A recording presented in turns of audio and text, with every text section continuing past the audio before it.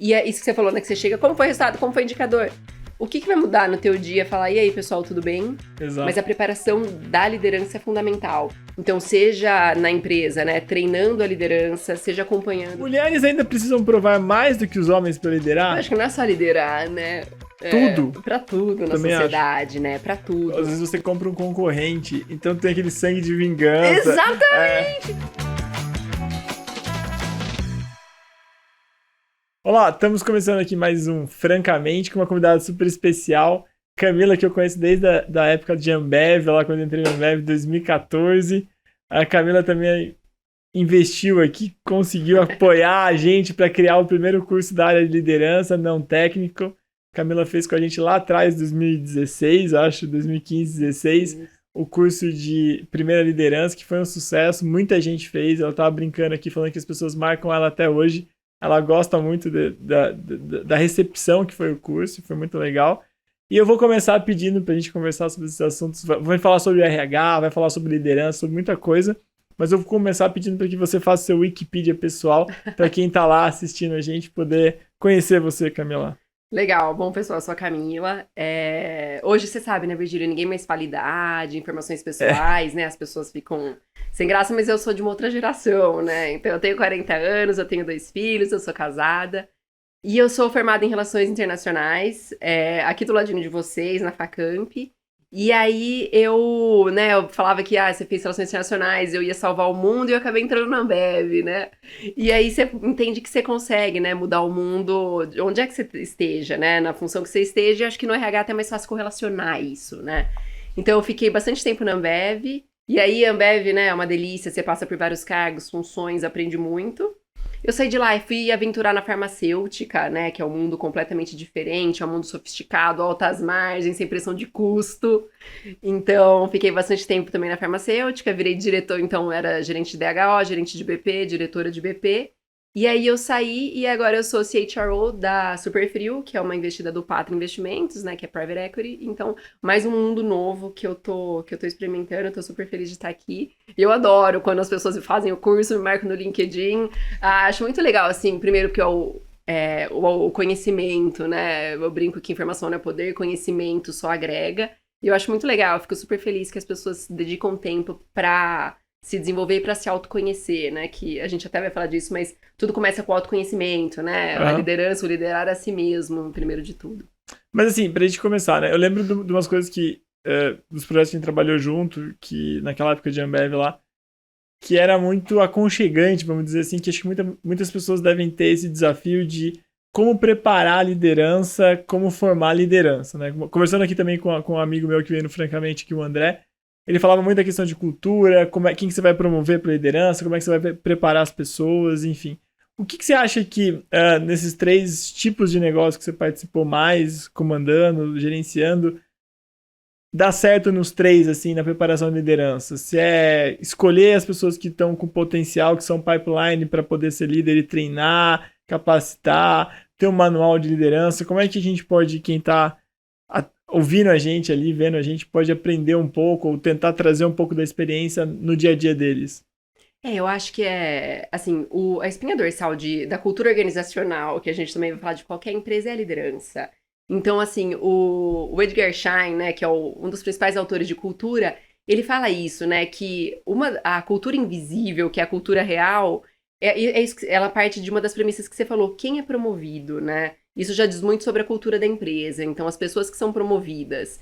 E aí, do lado do RH, eu acho que tem sempre aquela dualidade, né?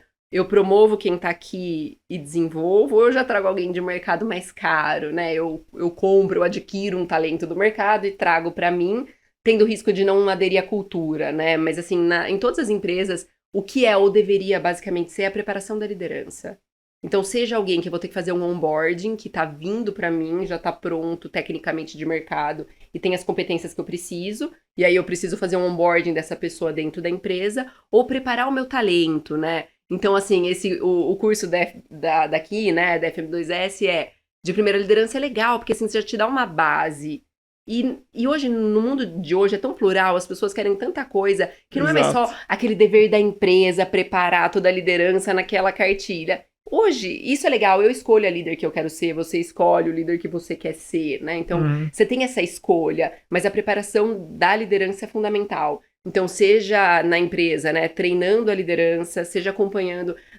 As farmacêuticas têm um programa bem legal. A Ambev faz bastante treinamento até antes de promover o líder. Então, assim, ele já sai com a base técnica, e aí você recebe o manualzinho do líder, o seu diário de bordo, pronto. As farmacêuticas têm um on the job, que a pessoa ainda não está promovida, mas ela está sentando na cadeira e sendo acompanhada por 3 ou 6 meses. Então, ela já está ali na vida real, mas tem todo um acompanhamento do gestor, do RH, do mentor dela, indo junto, e aí a pessoa, no final do programa, pode ou não ser promovida, ela pode falar, ó, gostei ou acho que ainda não é pra mim, ou não é pra mim, então ela tem essa chance. Mas a preparação da liderança em qualquer mundo, ela é fundamental e ela existe. De uma forma ou outra, ela existe. Não, isso é muito interessante, que a gente abriu aqui para umas perguntas com a nossa audiência, vamos dizer assim, né, nossos alunos, basicamente. Uma das perguntas que eles colocavam, assim, meio polêmica, né, era o que pesava mais na promoção, se era o resultado do relacionamento. É um pouco do que você está falando, né? A cultura da empresa vai estar dando um peso mais para relacionamento, ou no limite, puxação de saco, ou resultado, no limite, meta a qualquer custo, não importa o resto. Eu acho que a grande sacada é as pessoas a empresa ser sincera e identificar como o valor como o valor está intrínseco em quem está sendo promovido, né? Porque às vezes eu não. Falando a gente nota, mas às vezes o problema às vezes começa quando a gente promove alguém que não tem as características que a gente quer, porque fica meio não, mas promove, cara, tá muito tempo aí e tal, coitado, ele tá precisando aí vamos dar uma força, ele vai se desenvolver. Só que a maioria das empresas não tem uma estrutura tão boa como manual do líder, você vai ter que fazer feedback, vai ter o ciclo de gente, vai ter as avaliações que você vai fazer com a pessoa, você vai ter aqui critérios estruturados para você avaliar, uma avaliação 360, enfim. Fica uma coisa meio difícil para o RH conseguir. Acho que o RH que tem que gerir isso, mas ele tem uma negociação importante para convencer os líderes, né? Tem. E aí eu até vou começar do final para o começo.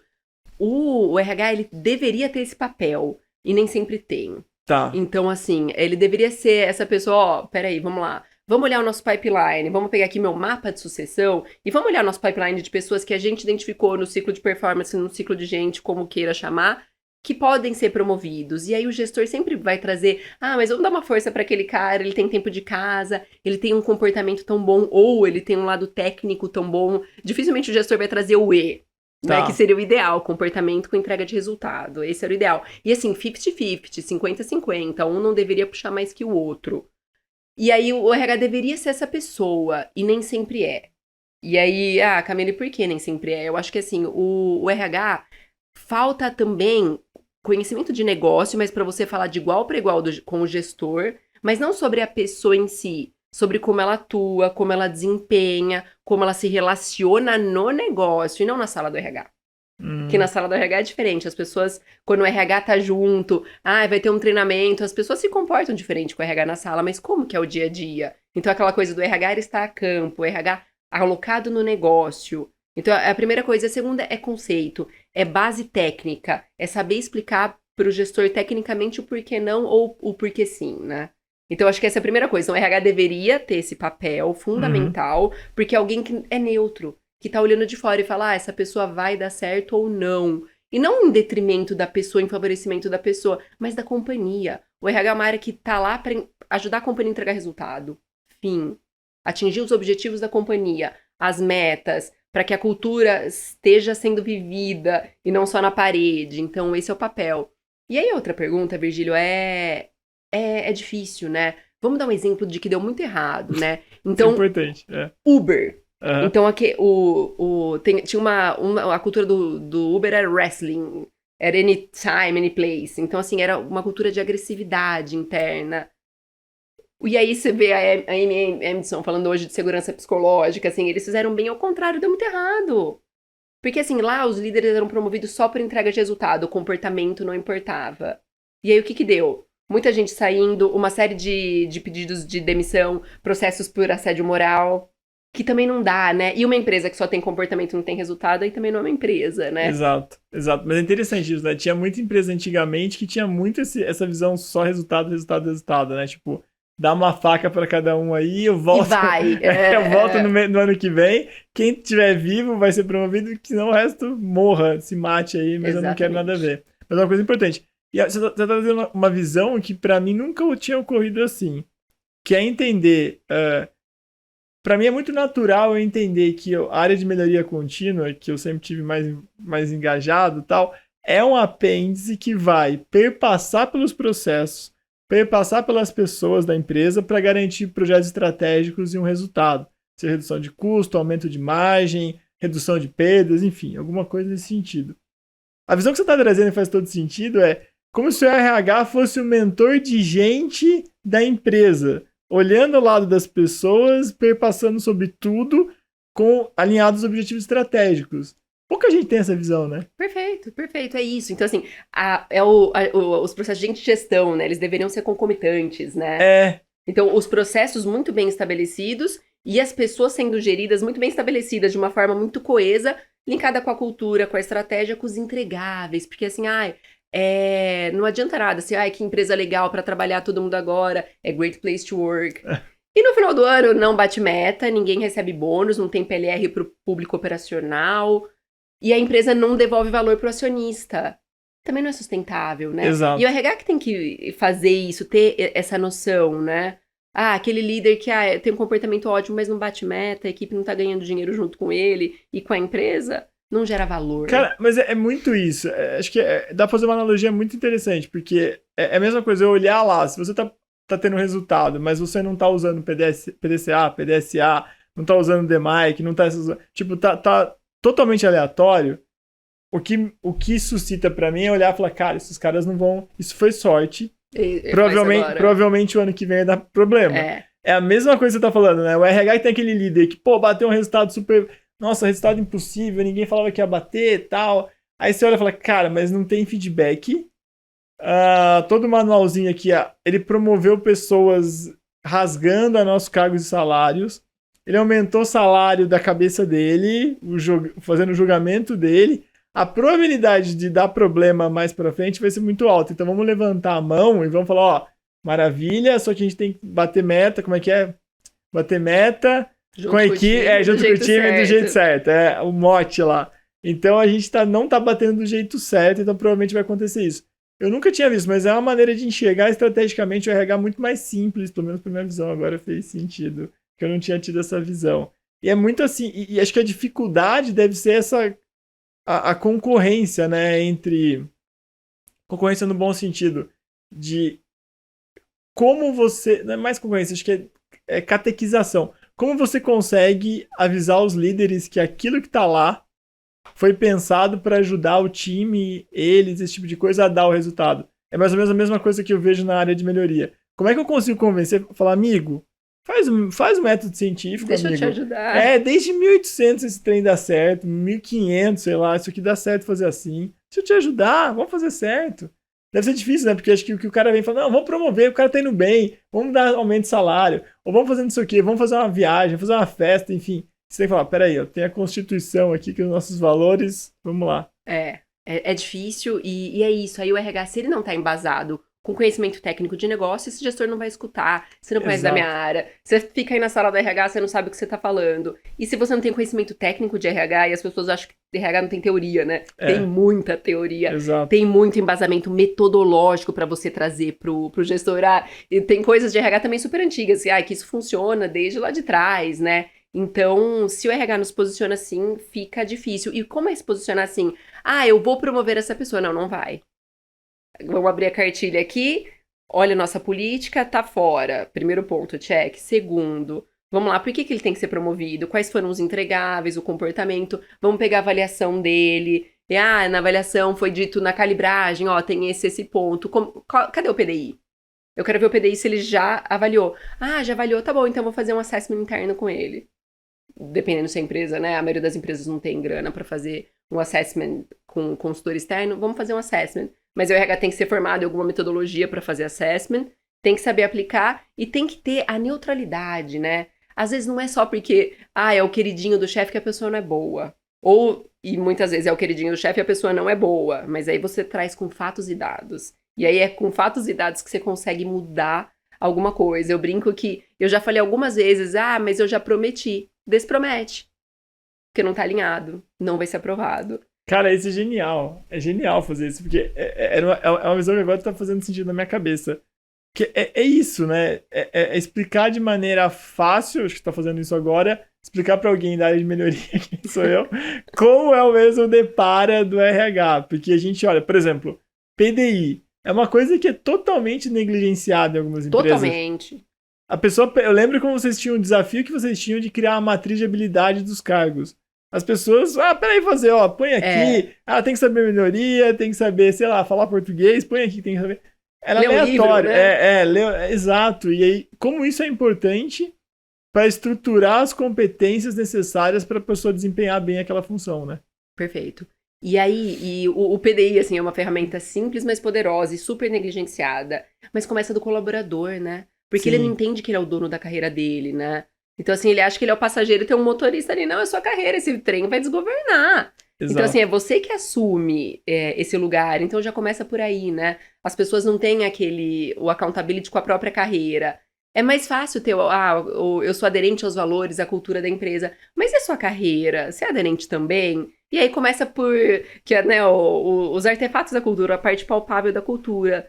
Beleza, tem um PDI implementado? Nessa empresa as pessoas fazem PDI. Eu consigo fazer uma matriz de habilidades para depois fazer minha matriz de treinamentos? Não consigo. Poxa, já é um sinal bem visível aqui que o autodesenvolvimento, o desenvolvimento organizacional não caminha.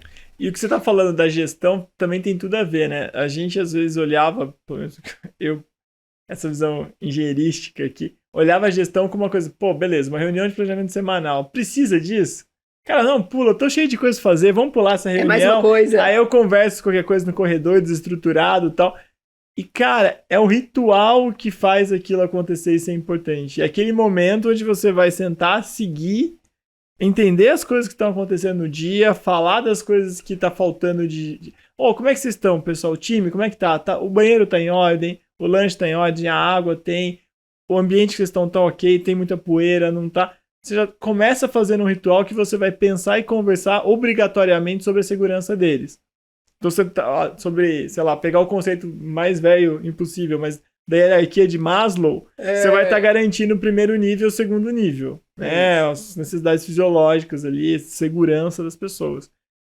Maravilha. Agora vamos falar, como é que estão os resultados? O que vocês estão fazendo para alcançar? Caiu um sistema, o sistema está com problema, o que a gente está fazendo? Está faltando gente, enfim... É um ritual. É a mesma coisa da reunião de resultado.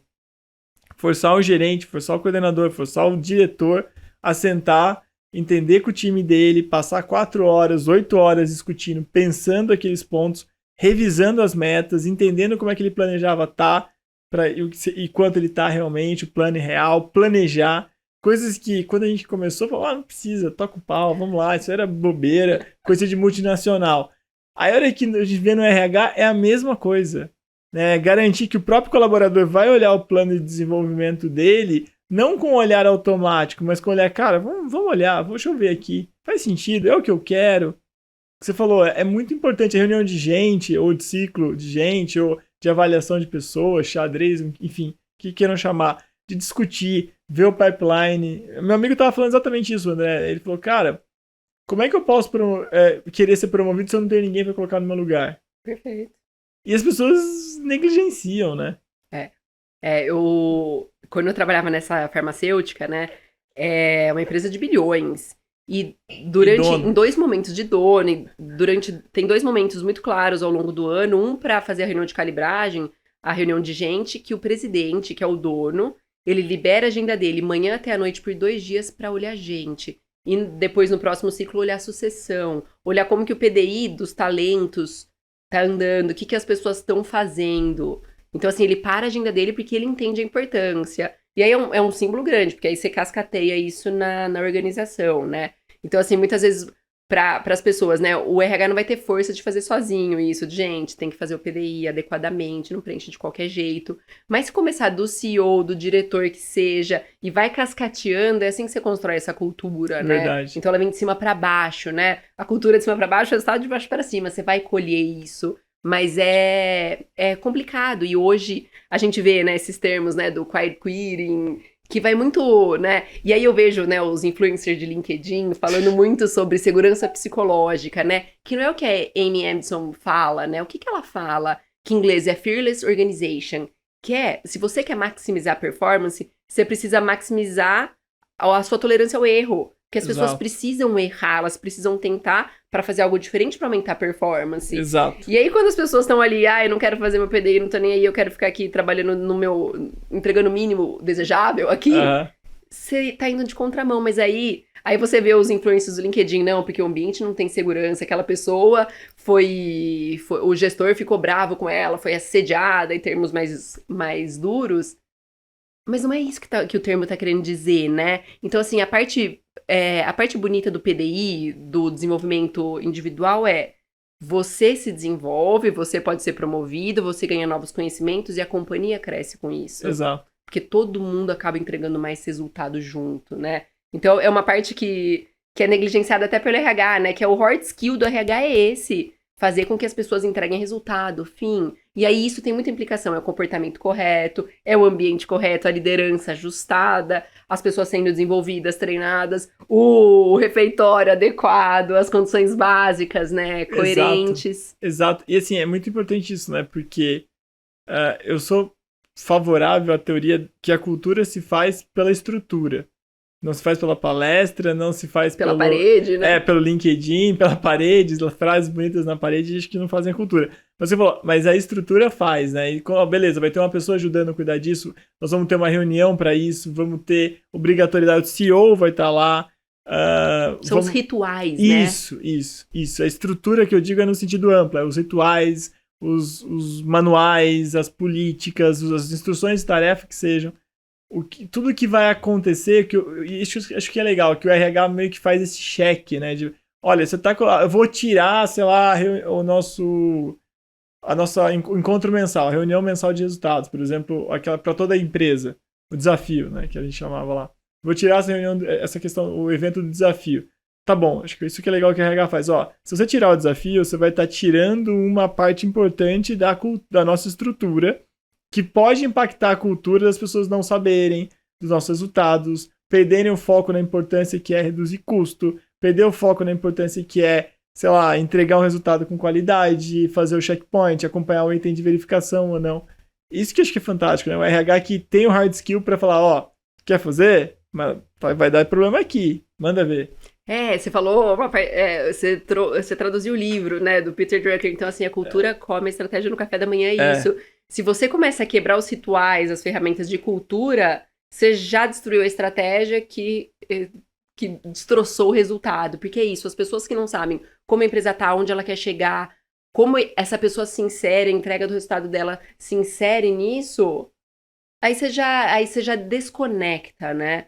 E aí as pessoas, né, a gente fala muito nas organizações, elas estão lá por um propósito, né? Então, assim, seja um propósito simples, eu preciso ganhar dinheiro para pagar minhas contas e para sustentar minha família, ou seja, eu tô aqui porque essa empresa tem uma missão, uma visão que linka com o que eu acredito, com os meus valores pessoais. Então, assim, é bem amplo, mas quando você quebra um ritual de cultura, você desestrutura toda a cadeia. E o RH deveria dar esse tom, né? É quem dá esse tom. Porque nem sempre o diretor, o CEO, ele tá ali, né? Ele tá numa pressão gigante pra várias coisas, né? Múltiplos fatores. E, eventualmente, ele vai esquecer, né? Ele tá equilibrando vários pratos. Um vai cair, mas tem pratos que não podem cair, né? Exato. E, assim, eu acho que mesmo pra quando você vai... tanto olhando meu chapéu de, sei lá, diretor, mas meu chapéu também de melhoria, enfim, todos os chapéus que eu já usei na vida, você tem algum double check que o RH pode fazer? Se você mexer naquilo, o que vai acontecer?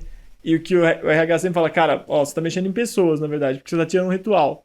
Isso pode impactar isso. Você vai lá e vai brigar pra alimentação custar R$5 em vez de custar 20.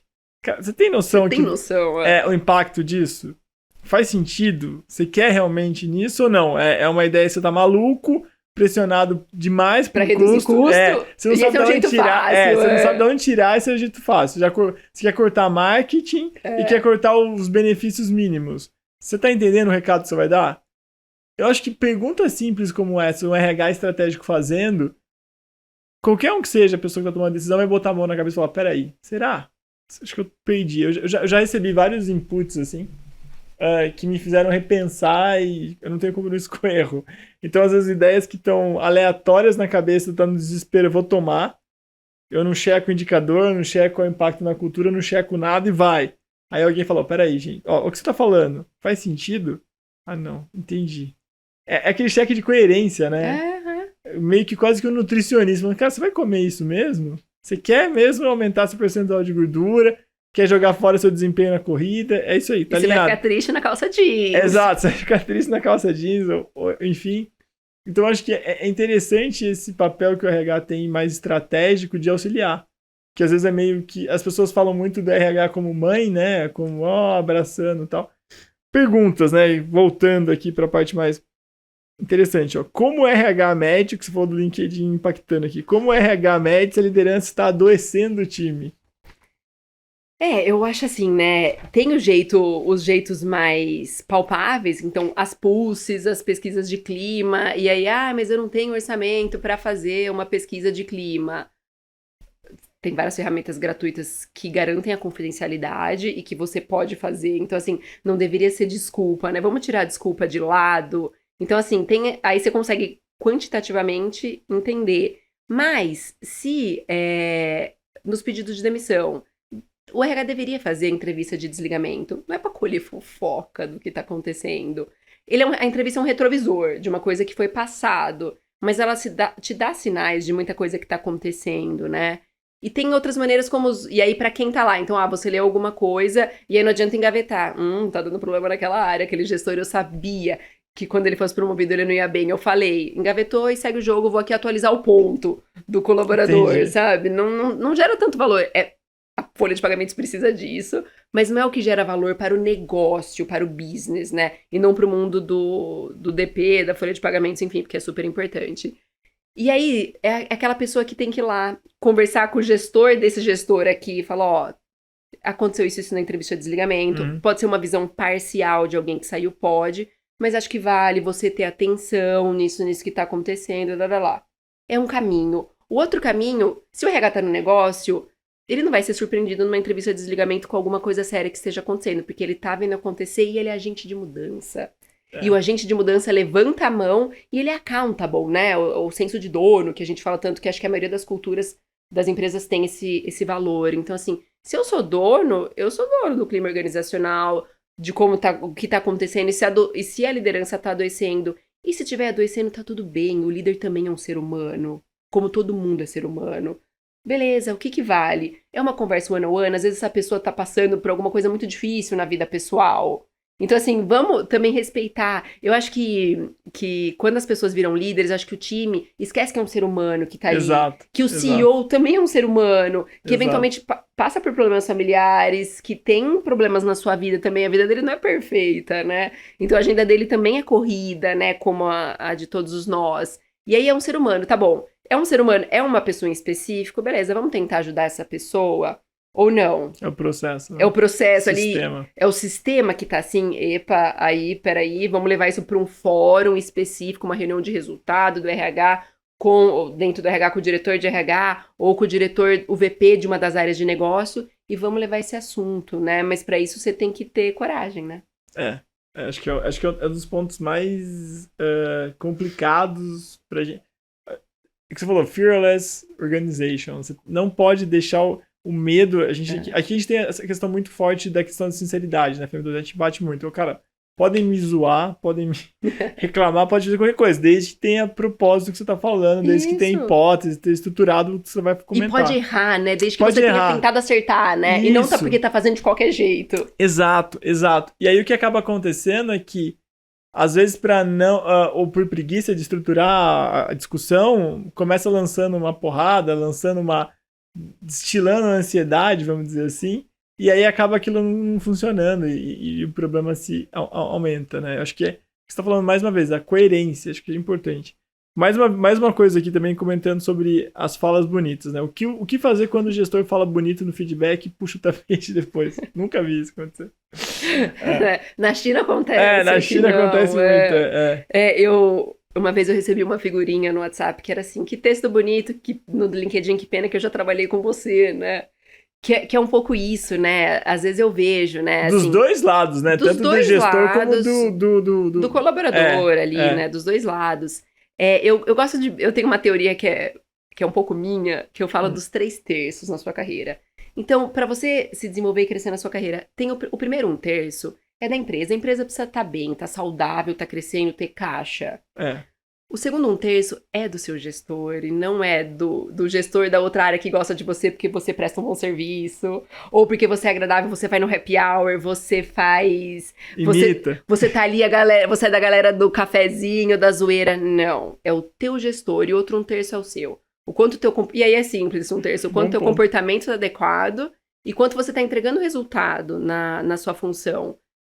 E aí... Você nunca vai fugir desse 1 terço do seu gestor, né? Que é aquele gestor, tem um gestor, né? Que fala bonito, te coloca na sala do feedback, te arrebenta, perde a mão ali, né? No bom senso, né? No que é aceitável e o que não é. E aí, o que é a minha sugestão nessa mudança, nessa teoria que eu falei dos 3 terços é mudar de área, né? Muda de gestor. Mas assim, e você sempre tem que... E é assim, né? Que eu gosto de falar, né? Quando você, na empresa, né? Você desabafa com um colega de trabalho, isso virou fofoca. E a fofoca nunca é produtiva, ela sempre volta contra você. Então, assim, ou você fala com alguém que vai resolver o seu problema, se você tem um problema com o gestor, que é quem? São 2 pessoas, basicamente, o gestor dele ou o RH. Então, assim, você fala com quem vai resolver o seu problema, ou muda de área, muda de gestor. Porque o gestor tem impacto direto na carreira do colaborador. E vice-versa também, né? Eu já vi muitas equipes derrubarem o gestor também, né? Acontece bastante essa coisa. E aí, é sempre empurrando com a barriga a sinceridade e tal. Lembrando disso, uma empresa veio procurar a gente uma vez para querer dar um treinamento. Ela estava reclamando que as pessoas que estavam trabalhando na empresa não tinham sentimento de dono na área lá. Beleza. Aí eles queriam que a gente fizesse um treinamento de sentimento de dono. Falei, maravilha. Quais são as estruturas, as ferramentas que vocês têm para a gente poder dar ênfase no treinamento para sentimento de dono? Vocês têm remuneração variável? Não. Entendi. O ponto é flexível? Não, não é. Entendi. As pessoas têm meta? Não, não tem. Eu falei... Que dono é esse? Cadê a contabilidade? Exatamente. Então, eu acho que tem que tentar ser sincero, porque você exigir sentimento de dono, que é o quê? Só responsabilidade? Não, sentimento de dono é risco, é você ganhar diferente, autonomia, você tomar risco, tomar atitudes baseadas nas suas hipóteses, seguindo, lógico, o manual da empresa, né? Mas é impossível.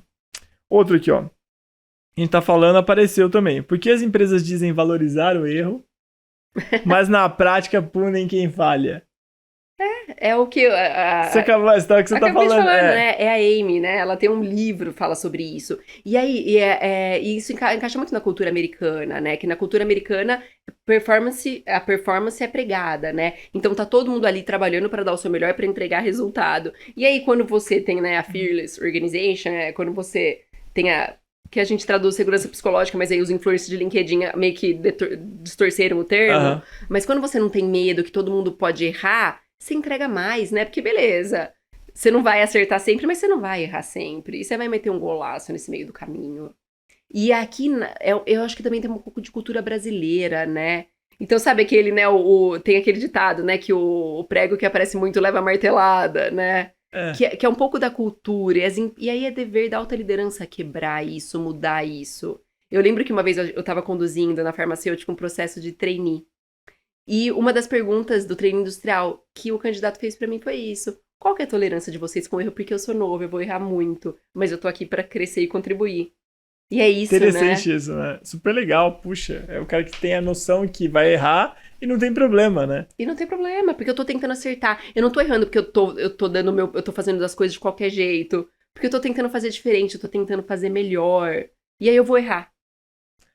Tô testando hipótese, né? Testando, exato. Isso que eu acho que é fantástico. Mas é difícil, né? pro gestor, obviamente, mas se não for por esse caminho, não tem muito outro, né? Porque aí, se é todo mundo by the book fazendo a mesma coisa, você não vai colher nenhum resultado diferente, né?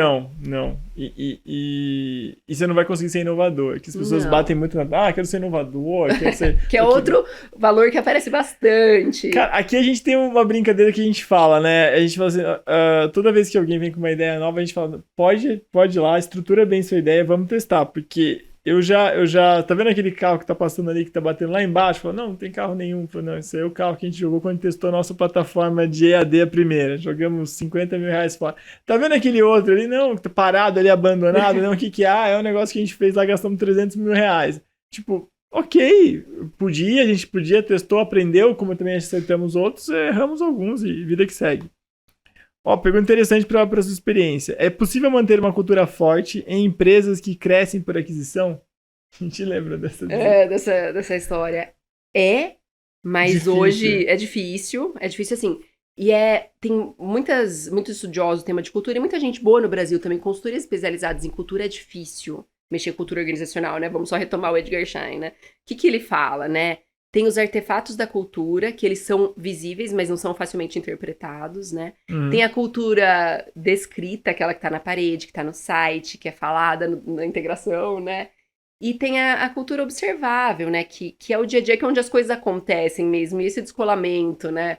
Da cultura declarada com a cultura observada, né? É que é a cultura real, né? Que aí esse é o desafio, né? Então, numa empresa que cresce por aquisições, é super difícil, porque você tem a tua cultura, e aí você vai comprar uma empresa que tem uma outra cultura, pode ser o mesmo ramo, que eu já participei de M&A, que era um outro ramo, que era, então assim, uma mais empresa fácil, de um né? segmento, é mais fácil, porque meio que você, tá bom, essa é a minha cultura, essa é a sua, o que a gente consegue daqui ter similar? Isso, beleza, a gente se ancora nesses dois valores e a gente vai evoluindo aos poucos, não tem a pressão, porque são empresas diferentes. Agora, quando é a mesma empresa, aí os processos, o serviço é o mesmo, mas os processos são diferentes, a cultura é diferente, aí é super complexo.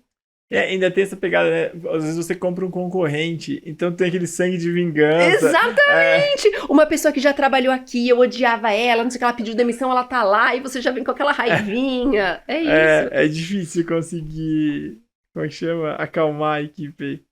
Bom, outra pergunta interessante. Como convencer minha liderança a investir em capacitação? Se não tem um RH que direciona onde vai ser essa capacitação é mais difícil, né? Porque às vezes acaba uma capacitação por capacitação, né? Que é o que mais existe, assim, que a gente mais vê, né? Quando você pega, né, o PDI, né? Você vê lá tanto leitura de livro, e quando você vai ver o livro, você fala, mas tá linkado com qual competência que você vai Harry desenvolver? Potter, exato, mas aí você... Tá bom, mas aí, beleza, terminou o livro, né? Você vai fazer o quê com esse aprendizado? Onde que você vai aplicar? Eu lembro que muitas vezes eu já reprovei enquanto RH. Eu vou indicar quando existiam as bolsas de estudo. Uma pós-graduação em... Uma coisa nada a ver, sei lá, gestão de pessoas. A pessoa estava por uma carreira em Y. Ela estava sendo desenvolvida para um desafio em Y.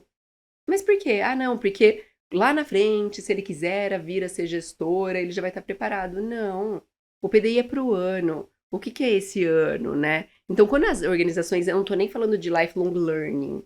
Não tô nem falando disso. Mas quando a organização não tem que partir de cima para baixo, né? Uma coisa que a gente vê é muito comum, né? Às vezes tem organizações que compram Greenbelt, que é nossa, prateleira. E aí você vai lá dar o curso e fala, o que eu tô fazendo aqui, né? Nem as pessoas sabem que elas estão ali. As pessoas não sabem, fala assim, cara,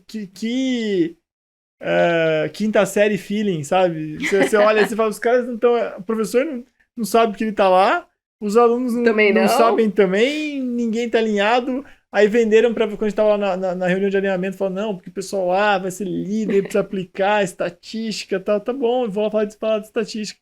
Aí os caras falaram, o quê? Oi, não, vim falar de estatística. Não, cara, mas não preciso disso, nós estamos precisando cheio de problema, essa manutenção tá quebrando, o caminhão quebrou, entendeu? Eu acho que é importante, porque quando tem esse cheque, aí é mais um lugar, né, que o RH se faz valer, que é essa questão de organizar e tal. E a própria liderança, né, Virgílio, assim, que o líder, assim, eu acho que a gente usou bastante a palavra negligenciar, o líder também negligencia o papel dele. Ele é um líder da empresa, ele não é um líder da área dele. Ele tá ali na empresa, ele também é responsável, não só pelos resultados da área dele, mas da empresa como um todo. As pessoas olham pra ele, ele é como se fosse uma autoridade ali dentro, né? Então ele tem o papel dele, né? Então, assim, deveria partir da alta liderança junto com o RH, mas o líder também pode fazer isso dentro da casa dele, influenciar os pares dele para fazer, né? A gente fala pouco disso, do papel do líder na organização como um todo, e não só na área dele, né? Porque é importante você estar falando, né? Às vezes, pelo menos eu senti isso. Ao virar líder, a minha posição mudou, mas eu não mudei. Então eu continuo com as mesmas proximidades, com as mesmas brincadeiras. Com os velhos hábitos. Com os velhos hábitos. Daí você começa a falar várias coisas, brincando, sendo irônico, usando figura de linguagem, né, hipérbole, metáfora.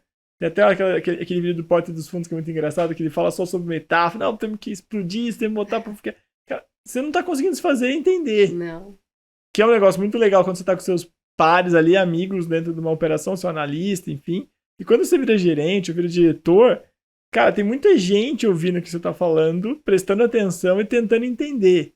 E às vezes preenchendo as lacunas de falta de entendimento pela uma comunicação não pensada do jeito deles, do que o modelo mental deles está falando. E aí acaba tendo um telefone sem fio imenso, né?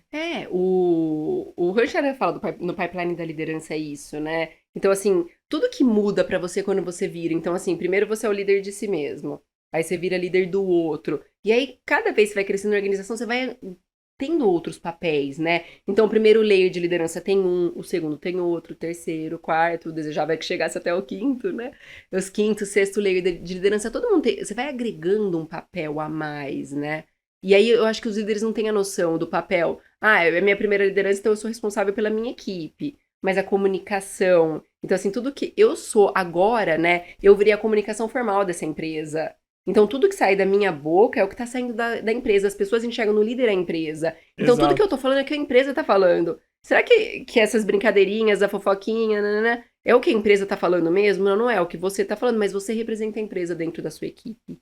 E os líderes não têm essa noção. Exato. E aí, quando você é líder de líderes, é a mesma coisa. Você cascateia informação. Você é responsável pela informação chegar, você tem que olhar resultado, mas você também tem que olhar a interface entre as áreas. Opa, tô tendo problema de processo. O processo não tá fluindo aqui na cadeia, comecei a ver, você é responsável por ir lá e na outra área, eu tenho que colocar a mão na outra área? Tem, você é um gerente da empresa. Você tem gestores abaixo de você que estão cuidando, cada um do seu operacional, da tua entrega, mas você que tá olhando todo, você sim tem que ter essas interfaces. Então, acho que os líderes não têm noção que a cada passo que você vai dando na organização, você vai agregando mais tarefas ali de liderança. A gente meio que aponta o dedo, tira sarro, faz caçoada do pessoal que é político e o cara assume um cargo, sei lá, de presidente, de governador e tal, e continua como se fosse brincando, como se estivesse falando no boteco ali. E aí fala, cara, ele tá representando um país, tá representando um estado, uma cidade. Não me sinto representada por ele, né? Exato. E acho que é a mesma coisa numa empresa. Acho que e é super legal essa analogia que você fez, porque acho que os líderes não entendem isso, né? Você é o prefeitinho ali da tua turma. Eles têm que se sentir representado. E o governador ali do estado também tem que sentir que você tá representando ele ali embaixo, né? É um papel super importante. Exato. Por isso que eu acho que é super legal esses cursos pra você se preparar pra liderança, pra você ter noção de o que vem. Eu quero ser líder só pra ganhar mais, pra poder mandar nas pessoas. Não. Tem muitas outras responsabilidades que vêm junto. A gente comenta bastante, a gente fez um episódio sobre isso, né? Da solidão da liderança, porque... Quanto mais você acende, mais você tem que pisar em ovos, porque você não pode falar qualquer coisa. Exatamente. Que pode ser mal interpretado, pode dar problema, pode ser grave. E você tem que tomar cuidado com o que falam pra você, que pode ser tentativa de influência, tentativa de te puxar pra um lado que talvez não seja melhor pra empresa.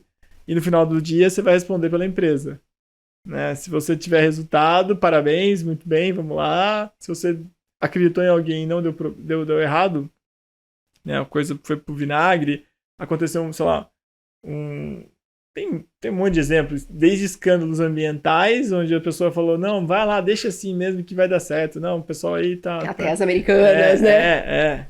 Tipo, da Vale, né? As coisas de Mariana lá, foi um desastre e tinha indícios. Então eu acho que é difícil, porque você vai ter que responder depois, então você tem que ter uma maturidade grande. Falando naquele 1T lá que você comentou do funcionário, né? Quando a empresa não tem plano de carreira, como o colaborador pode crescer sem sair da empresa? É o que você falou, também tem que ser protagonista da carreira dele. É o protagonismo da sua carreira. Você cria as condições. Ah, você vai ser aquela pessoa chata que vai ficar batendo na porta dos outros, pedindo mais coisa pra fazer, pedindo pra conhecer uma outra área, pra fazer um job rotation. Vai! É tua carreira, já fomos, né? Já fomos essa pessoa, né? Todo mundo que quis, porque é uma decisão, né? Quando você quer crescer na carreira, você tomou essa decisão lá atrás e você foi embasando ela, né? Então, assim, você já fez isso. Então, você tem que bater na porta das outras áreas do seu gestor e ir atrás. Ninguém vai ficar incomodado de pedir feedback de alguém que quer crescer, que quer entregar mais, quer fazer mais. Isso não incomoda ninguém, né? Então, você não vai puxar o tapete de ninguém pra isso. Então, assim, quando a empresa não tem... E aí, as empresas que vão ter são as empresas maiores, as multinacionais, as empresas mais estruturadas. As que não têm, você mesmo pode criar o teu plano de carreira. Ah, eu sei onde eu quero chegar, eu tô vendo aqui dentro, eu conheço os cargos, as áreas, onde eu quero trilhar. E sentar e trilhar. E aí, a gente também negligencia um pouco aqui na cultura brasileira o papel do advisor, do mentor, do seu conselheiro, sabe? Aquela pessoa que eu admiro, que tá na empresa, pode ser até um par, que vai me dar uma outra visão, que vai me ajudar a desenhar, né? Mas vai ser sempre o seu protagonismo, né? Na tua carreira. Ninguém vai chegar e falar, ei, Virgílio, vem cá, você é tão bom que eu vou te promover de um negócio que você já não tava pensando, que você já não tava trilhando. Exatamente. E o que você falou, eu acho que é impressionante. Às vezes a gente fica no casulo, só resolvendo um problema, ali trabalhando de analista, quase especialista, né? Vou analisar dados, é a minha parte disso. Quando eu quero fugir, eu vou abrir o Minitab e começo a fazer isso. E aí a gente deixa de fazer coisas muito melhores, muito mais inteligentes e que vão te ajudar mais. Fala, peraí, vou conversar com os amigos meus. Deixa eu pegar aqui quem tá na minha lista do WhatsApp e falar, oi, como é que você tá? O que você tá fazendo? Tal, não sei o quê. Cara, vem input que você não tava nem imaginando na conversa, ou você vai dividir. Que você fala, cara, os caras resolveram esse problema já, vamos resolver assim. É só mudar e foi. Ou a indicação de alguém para trabalhar com você, ou a indicação do novo negócio, indicação de conteúdo livre, enfim. E às vezes a gente fica batendo cabeça. É isso. Bom ponto, já fiz bastante. Mulheres ainda precisam provar mais do que os homens para liderar? Eu acho que não é só liderar, né? Tudo. Pra tudo na Também sociedade, né? Pra tudo. E aí, eu acho que esse é um debate legal, né? Que esse eu vejo bastante no LinkedIn. E tem bastante CEOs, mulheres, diretoras, VPs, que estão puxando, né, esse assunto. Porque é sim. Então, desde da equidade de gênero na empresa, até mulheres na liderança. Sim, as mulheres têm que fazer mais. É um pouco da cultura, né? Que tá enraizada na cultura e não é só na brasileira, né? Eu acho que praticamente em todas as culturas. Na mundial, acho. Mundial, eu não consigo pensar. Talvez deva ter algum país ali do norte da Europa que seja diferente. Tem, mas a maioria é. E muitas vezes você vê, né, que quando uma mulher fala grosso, fala firme, ela é grossa, ela é rude. Ela não tem o posicionamento adequado, porque ela se posicionou. Agora, se um homem se posiciona desse jeito, nossa, tá vendo? Ele é firme, ele é poderoso, ele imprime uma outra imagem, né? E como que a gente quebra isso? São, obviamente, os homens sabendo que isso acontece e que o papel deles é fundamental para isso, e as mulheres não deixando de se posicionar. Porque quando você se posiciona, quando você enfrenta, quando você... E pra você mesmo, não é nem pra uma outra mulher, pra você tá abrindo porta. Porque aquelas pessoas que estão todas ao seu redor, você tá ensinando elas pelo exemplo de que uma mulher é capaz, de que ela consegue. Mas eu acho que a gente tem muita barreira ainda pra ir tirando da frente nesse quesito de mulheres nas empresas mesmo, né? Que são ambientes que são mais regulados, né? Que são mais estruturados que na sociedade como um todo, né? Mas a gente tem muita coisa pra quebrar ainda, muita coisa. Ainda acho que sei lá, no nível um pouco mais alto, ainda tem um pouco mais de, como é que eu vou dizer, preocupação com o tema, né? Mas é difícil garantir isso até a ponta, né? Super difícil, super. E aí, hoje eu tenho essa batalha forte na empresa, assim, sempre tive, né? Mas na empresa que eu tô, pelo ramo, enfim, né? Por ser enraizado. Mas e aí quando você desce lá no armazém, você conversa com o líder de primeira linha lá embaixo, ele fala isso, mas a mulher, ela é engravida, mas ela é mãe, ela tem que acompanhar a criança, eventualmente, ela não consegue pegar peso, coisas que, obviamente, então aí a gente, quanto RH, você não vai ali fazer um embate com a pessoa, né? Falando, Não, mas você não teve mãe? Você nasceu como? Se a criança tem filho, mas também tem pai, tem avô, tem tio, tem rede de apoio, tem creche, enfim. Então, assim, tem isso, mas você escuta, né? É duro. Eu acho que esse tema também perpassa por todo o resto de questão da diversidade. Acho que a grande provocação de diversidade é justamente para você olhar, não fazer as coisas por decreto, como o Brasil ama, né? Vou fazer um decreto aqui para obrigar. Uma obrigação. Agora né? todo mundo é igual. Não é isso, mas é tentar entender. Eu acho que as políticas afirmativas ajudam muito nesse sentido de como se fosse um ritual. Da consciência que precisa ter um olhar para essas coisas, né? Porque às vezes não acaba não tendo. Fala, dane-se, vamos lá, vamos embora. Aí você vai ver na operação e tem um problema muito grande com isso. Eu acho que a gente bate muito na tecla de equidade primeiro, igualdade depois. Meritocracia só faz sentido para quem tá largando no mesmo nível, né? Exatamente. Mesmo no ponto. E não é. Não é. Eu acho que quando a gente tá vivendo eu me considero que eu vivo numa bolha no interior de São Paulo, numa classe privilegiada e que consigo ter acesso a muita coisa que muitas pessoas no Brasil não têm. E mesmo aqui a gente ainda vê algum caso ou outro, por mais que a gente tenha essa questão de aberração, nossa, é uma aberração, o cara tá maluco. Mas tem uma galera que ainda gosta desse estilo e acha bonito falar mal, né? Falar, não sei o quê, patrulha do politicamente correto, enfim. É difícil conscientizar, né? Eu fico imaginando. Muito difícil. E na empresa, ele é um pouco mais fácil, porque ali você tem o regra, regimento interno, né? Você pega lá e ó, rua. Exatamente. Então, assim, assédio moral, assédio sexual, hoje a sociedade está bem convicta disso, e na empresa tem a regra, tem ali, né, quem manda e quem faz se cumprir a regra, né? Então, tem, mas na sociedade não. E é legal isso que você falou. No Dia das Mulheres, eu tava abastecendo meu carro, eu tenho um filho e uma filha. E aí, o frentista veio oferecer pra minha filha um mimosinho de Dia das Mulheres. E aí, o meu filho tem 5 anos, a minha filha tem 3. Aí ele falou, mamãe, por que ele não me deu? Eu falei, ai, filho, porque hoje é Dia das Mulheres, tal. Eu sabia onde ele ia chegar. Ele, mas tem Dia dos Filhos? Eu falei, tem Dia das Crianças. Tem dia disso, tem aquilo. Por que não tem o dia do homem? E aí você já tem que começar desde cedo, né? Sabe por quê, filho? Eu fui explicando, né? Bem ludicamente pra ele, porque ele tem 5 anos. Mas o porquê não, né? Toda essa diferença. E na cabeça de uma criança que ainda não tem, né? Esses conceitos rígidos, intrínsecos da sociedade, pra ele é um absurdo. Não precisa ter Dia das Mulheres, todo mundo é igual. Então, se tem Dia da Mulher, tem que ter Dia do Homem. Então, assim, você veja que não é natural do ser humano, é da sociedade, né? Exato, porque é engraçado isso, das crianças não...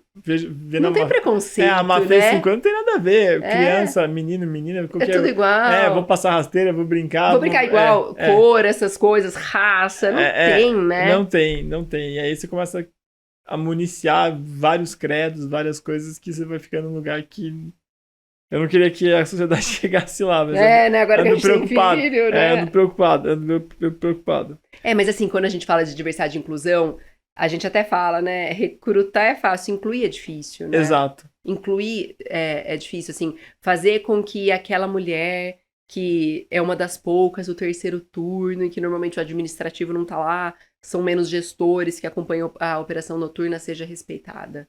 Cara, são coisas assim absurdas, né? Que a gente acaba só olhando quando a gente se preocupa com a coisa. Por exemplo, às vezes na fábrica, né? Pô, a gente tava olhando lá, não tem banheiro feminino. Nunca pensou em contratar mulher pra operação. Que fala, cara, não, perigoso. Gente, como assim, gente? Cara, vamos reformar, fazer um banheiro que tenha a parte de banheiro feminino, banheiro masculino. Se ela quiser, vai ter a proteção necessária, porque a gente sabe que é perigoso. Então tem que ter câmeras ali pra garantir segurança, um monte de coisa. Mas é pensar na... Como você pensa no alguém que tem problema de acesso, né? Tem que ter um acesso especial para alguém que é PCD, você tem que trabalhar para entender isso. E às vezes se você não tem isso na cabeça, você não está sintonizado nesse desafio, você passa, imagina, efeito paisagem. Você vê lá, só tem um banheiro, uma vida que segue. Usa tudo, todo mundo usa o mesmo. Fala, peraí, gente. Não é assim. Não é assim. A gente tem necessidades diferentes, né? O banheiro aqui tem que ser mais higiênico, tem que proteger, tem que separar, enfim. Aí você acaba nem pensando. Coisas que eu acho interessante também entrar num tabu aqui pra gente comentar. Tem muito líder que diz, né? Meu papel não é motivar ninguém. Meu objetivo é cobrar resultado. Aí uma dúvida que eu tava lendo que eu acho interessante. Talvez o papel do líder não seja motivar. Talvez porque acho que a motivação está intrínseca às pessoas. Eu acho que o maior papel do líder nesse caso, nesse assunto, é não desmotivar, né? Já é um bom começo, né? Porque a gente via muito isso acontecer, né? Sim, sim. Tem uma pesquisa, né, que fala que acho que 84% das pessoas não deixam a empresa, elas deixam seus líderes. Porque, Verdade. de novo, vamos conectar com aquilo que a gente falou. O representante da empresa dentro da área é o líder, né? Então ela não é que ela tá deixando, essa empresa não é boa. Você raramente lê isso, por exemplo, numa entrevista de desligamento, num focus group com a turma de alguma área, né? Numa pesquisa de clima com comentários. Você não lê isso. É muito o gestor, né? E aí, assim, tá bom, o teu papel é entregar resultado. Mas e o como? É junto com a equipe, do jeito certo, tá. Mas sim, um líder, ele pode começar não desmotivando ninguém, né? É, Já é um bom começo. Mas se é aquela pessoa que tá ali, que todo mundo entende, que agrega, que tá genuinamente interessado nas pessoas, no indivíduo, e não só, porque se todo mundo entregar resultado, eu vou ter meu bônus, ou eu vou ser promovido, ou eu vou receber um aumento, que tá genuinamente interessado com as outras pessoas que estão ali, porque todo mundo é igual, independente do cargo. Todo exato. mundo tá ali por algum Exato. motivo, né? Então, assim, todo mundo quer receber o seu salário no final do mês, seja você o CEO, seja você o auxiliar do almoxarifado. Então, assim, todo mundo é igual. E o líder, quando ele entende isso, que todo mundo é igual, ele é só um facilitador para alguma coisa, aí ele muda a chave dele e automaticamente muda a chave na equipe também. Ele é só um facilitador do resultado. E Exato. aí tem o como por trás disso, mas ele é só um facilitador de resultado. Ele não tem uma voz de mando, uma voz de controle, mesmo porque todas as empresas têm as políticas, os regimentos. Então, que ele tem uma cartilha a seguir. Então, assim, ele não decide muita coisa, né? Exato. E ele deveria se embasar, como é que chama? Usar um pouco mais disso para poder se proteger. Eu acho que é É. interessante. Às vezes a gente não olha isso. Como o RH protege, como ele acaba ajudando o líder também na proteção e na definição de regras. Porque no Brasil, eu não sei, mas a minha percepção aqui no Brasil, onde trabalhei minha vida toda, é que temos uma dificuldade muito grande entre falar, ó, a regra é essa. Isso é cumprida, né? A minha, por exemplo, empresa de dono, né, que é aqui, às vezes eu tenho muita dificuldade de falar, bom, por que você vai mudar? Por que você não vai, tipo, tá com você e seu irmão, sabe? Vai lá, senta e... Gente, não posso. Uma vez que eu defini uma regra e abri, Exatamente. eu tenho um compromisso com todo mundo. Inclusive legal. Inclusive legal, mas como é que eu vou lá, vou mudar uma regra só porque você tá me pedindo e eu tenho autorização para fazer isso na última. Eu não posso. E eu acho que o RH o gestor pode usar o RH para esse escudo, né? Falar, ó, é uma política da empresa, foi definida em fórum, em comitê, whatever, Isso. e não dá para fazer essas coisas acontecendo desse jeito. Falando sobre agora a parte de futuro e tal, o que todo gestor precisa saber. Perdão, o que todo gestor precisa aprender sobre gente e ainda não aprendeu? O que o líder técnico precisa desenvolver com urgência? Tem a Brené Brown, ela fala muito de comportamento humano, né? Tem pessoas que falam muito de comportamento humano que totalmente linkado para uma empresa, né? Que a Uhum. empresa é feita. De pessoas. Eu sempre tenho que relembrar, sabe? Independente da empresa que eu tô, eu sempre tenho que relembrar. A Eu empresa é esqueço feita de também. Eu pessoas, esqueço. são pessoas que estão lá. Assim, antes de tudo, vamos lá, não é o colaborador ou funcionário, é uma pessoa que tá ali. Então a empresa é feita de pessoas, né? E é isso, né? É a empatia. É isso que que os gestores ainda não entenderam. Que é a empatia. Quem tá chegando para trabalhar é um ser humano que quer ser aceito, quer fazer parte, quer ser reconhecido, quer ter um olho no olho, que o gestor olha no olho dele e fala: bom dia, tudo bem? Mas não é retoricamente, tudo bem, e sai andando, tudo bem? E a pessoa poder falar: não, hoje não, a minha mãe descobriu um câncer. Isso acaba com você. E Lógico. você quer chegar numa empresa e ter essa segurança, e aí eu vou usar o termo da segurança, né? Ter essa segurança que tudo bem não estar bem todo dia, né? E que tem outra pessoa interessada genuinamente em você, né? Que quer sentir. Então, assim, é a empatia, né? O que é empatia, né? Sentir a dor junto. Você não tem nada que você possa fazer para ajudar a mãe daquele colaborador, mas ajudar ele você consegue, né? Aliviar no dia a dia, ser mais gentil com as suas palavras, por mais que ele tenha cometido um erro, ser gentil como você fala com ele. Então é empatia. Todos os gestores, né, eles precisam entender que é empatia, que é um outro ser humano, e que você também é ser humano. Tem dia que você não tá bem, e que você também precisa disso, e você pode falar com o seu gestor sobre isso, né? Então, e o líder técnico mais ainda, né? Que o líder técnico, e aí normalmente o líder técnico lidera pessoas mais técnicas, e ele acha que todo mundo pensa assim, não, e hoje o mundo a gente falou, né, muito plural, É, todo mundo quer se sentir parte, fazendo é. parte, obviamente você não vai, que é aquilo que você falou das políticas da tua empresa, você não vai ajustar as políticas da sua empresa para cada indivíduo, mas você pode tratar cada um diferente, né, que é muito aquele conceito um pouco mais antigo do líder servidor, né, que ele adequa seu estilo de liderança para cada liderado, isso é um líder eficiente. É. E assim, tem que tomar muito cuidado, né? Eu tenho uma. Como é que chama? Você me conhece? Mas é um cacoete de chegar todo dia. E aí, bom dia, como é que tá o resultado? Como é que tá o indicador A? Como é que tá o indicador B? Eu meio que faço um cascateamento das O seu metas. mapa mental É, ali, né? eu falo assim, beleza, como é que bateu esse número? Não, não bateu, então vou fazer essas duas perguntas, vou fazer essas duas perguntas. Como se fosse um drop-down do dashboard, assim, pra gente É, poder. E, cara, e às vezes tá errado. Bom dia, como é que você tá? Como é que foi o dia e tal? Não, não é, sei lá, roda no meu core aqui alguma coisa.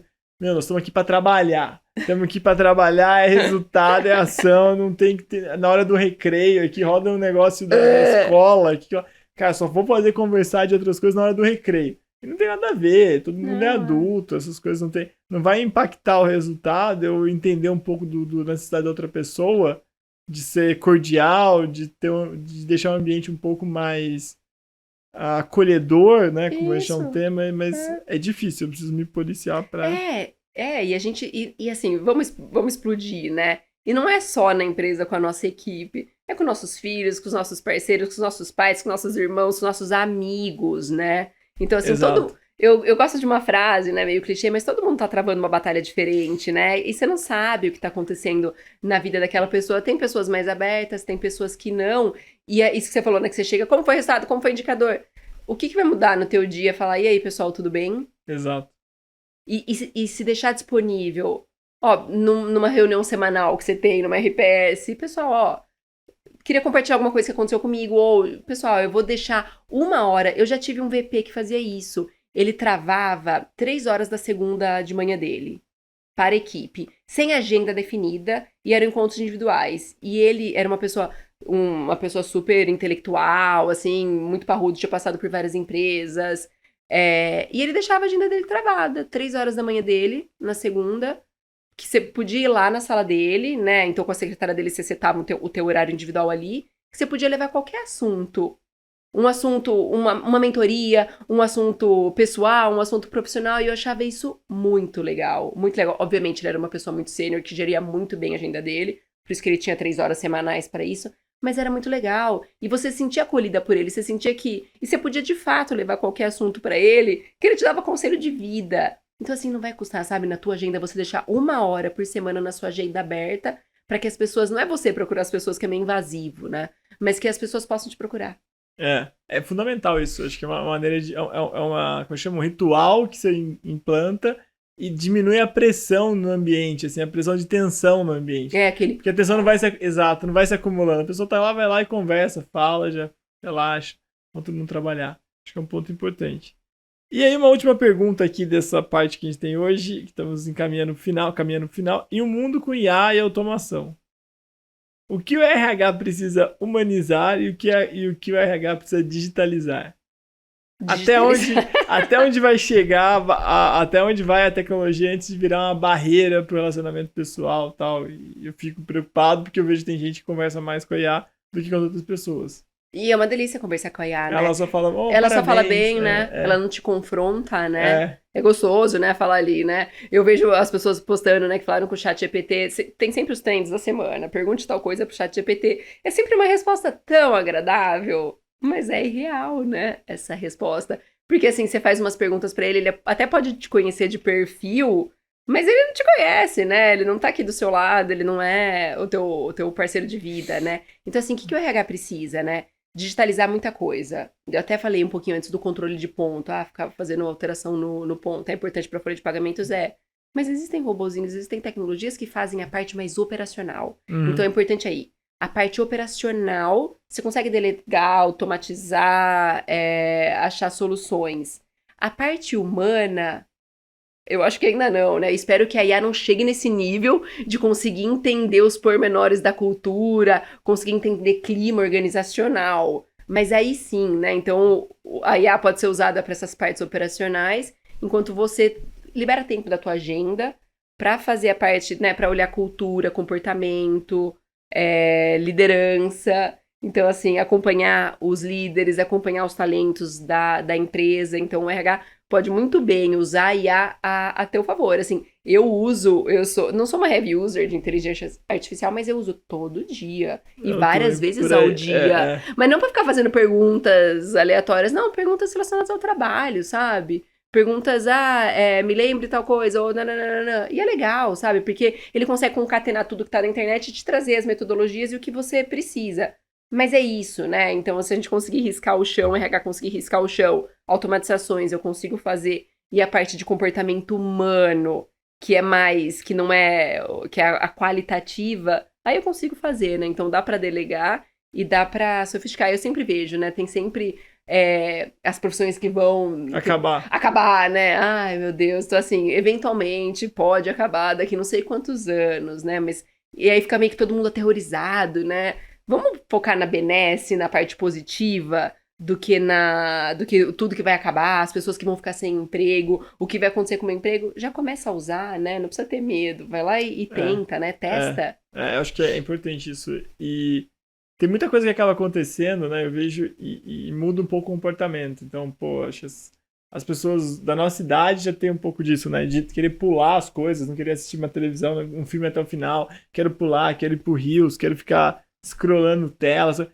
Calma, né? Eu acho que as pessoas têm que tomar um pouco de cuidado nisso e tentar retomar o prazer do livro, tentar retomar o prazer... Inclusive do livro físico, do livro, né? Eu gosto mais. Eu também, do que do Kindle. O Kindle, ok, ele tá lá, vai que preciso viajar e tal, mas eu preciso do livro físico, pegar, olhar o livro, tal, ter luz para poder ler, não preciso ter o Paperwhite, tá ótimo. Mas acho que é isso, né? Essa calma, e entender, acho que o pessoal de desafio, eu pelo menos enfrento como gestor, que é entender que a minha avaliação vai ser pelo papel pelo desempenho da minha equipe. Então, se eu estiver conversando com a minha equipe, falando coisas que você falou, aleatórias, mentorando, ajudando, entendendo um problema, talvez eu vou estar contribuindo muito mais para o resultado da empresa do que eu estar fazendo uma análise, eu estar pegando aqui, tentando fazer um texto, tentando fazer uma proposta, tentando fazer as coisas no braço. Eu acho que foi difícil, assim, como líder técnico, aprender, virar a chave, mas aos poucos está indo. Pra gente encerrar, a última pergunta, dica de livro, Camila. Eu sei que você gosta de ler pra caramba. O que você deixa pros nossos telespectadores aí de livro? Eu tenho pouco tempo, né, de leitura física durante a semana, não no final de semana, mas assim, também tem vários podcasts, né? Então, o Simon Sinek tem um podcast super legal. Não sabia. Tem, A Little Bit of Optimism, ele fala. Então, assim, que ele traz coisas diferentes, né? A própria Brené Brown, pra quem é líder, né? Então, ela tem a coragem de liderar, que é super legal, né? Podcast também. Tem podcast, mas ela também tem o livro. No podcast, ela conversa com vários gestores, e aí ela é bem divertida, ela faz um papo divertido, mas tem esse livro dela também que você pode ler. E recentemente, a gente até já conversou disso, eu li um livro que mudou minha vida, que é o Essencialismo. Esse eu recomendo pra todo mundo, né? E pro time de RH tem bastante gente, né? Que aí você pode, eu quero me aprofundar em cultura. Tem a própria Amy, tem bastante autor, né? Tem autores brasileiros, então, que você pode ler, mas assim, de cara eu deixaria esses, né? E tem TED Talks, obviamente, né? Mas assim, o meu recado final seria assim, menos rede social, né? Exato. E mais vida real, né? Mais Exato. aprendizado, mais autobiografia, que você aprende muito, né? Exato. Essas são coisas interessantes. Acho que eu consigo... Pai de criança, mãe de crianças, né? A gente tem esse desafio que eu consigo... Quando eu tô na academia, quando eu tô correndo, eu boto podcast e ajuda bastante. Vou lá, vou ouvindo. Eu penso assim, eu tô correndo, fecho o olho, eu tô na sala de casa... Tô aqui assistindo TV, eu tô vendo podcast quieto, uma feta na escola, enfim. Aí eu fico pensando e vou vendo, acho que ajuda. Mesmo que o tempo pro físico demora, às vezes acaba sendo quando as crianças dormem, no final de semana, e aí você tem que calibrar um pouco do que você está conseguindo ler ou não, mas eu acho que, você falou, tá nessas fontes super importantes. Para encerrar, agradecimento aqui, muito obrigado, Camila, por estar aqui no Francamente com a gente, tá conversando sobre esse assunto que é super legal. Para você que está assistindo, compartilha, segue a gente. Se tiver qualquer dúvida, coloca aí, comenta, que a gente vai estar respondendo, vai estar encaminhando para a Camila para responder para vocês, que eu acho que é muito legal esse bate-papo, tem que ser uma via de mão dupla, e aguardo vocês nos próximos. Grande abraço, até mais!